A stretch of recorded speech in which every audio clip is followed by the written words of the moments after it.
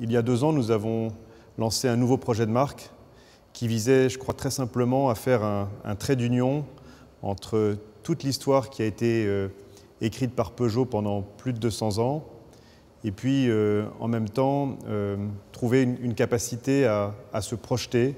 208, c'est ça. C'est un produit qui est complètement corrélé à l'histoire de la série 2. Donc on est à la fois connecté à nos racines, à notre histoire, à ce qui a fait le succès de Peugeot.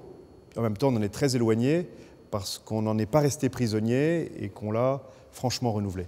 Tout de suite, la face avant, le regard très félin, très agile, très Peugeot. Et puis, une nouvelle synthèse à l'intérieur avec un petit volant. Le petit volant, ce n'est pas gratuit, ça va avec un combiné, une position de conduite, un écran tactile. C'est toute une synthèse très innovante qui a été pensée, qui fait qu'on est bien dans la voiture et que ça se ressent, le corps parle.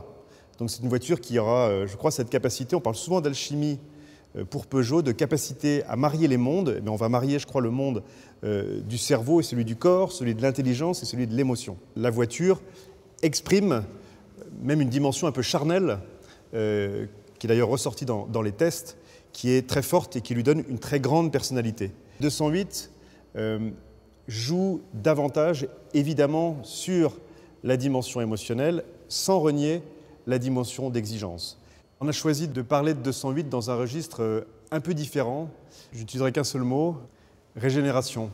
Régénération de style, régénération du poste de conduite, des sensations, régénération émotionnelle, régénération environnementale. On a déjà commencé à donner quelques preuves du nouveau style des produits Peugeot. Voir leur déclinaison aujourd'hui sur une petite voiture, c'est particulièrement convaincant.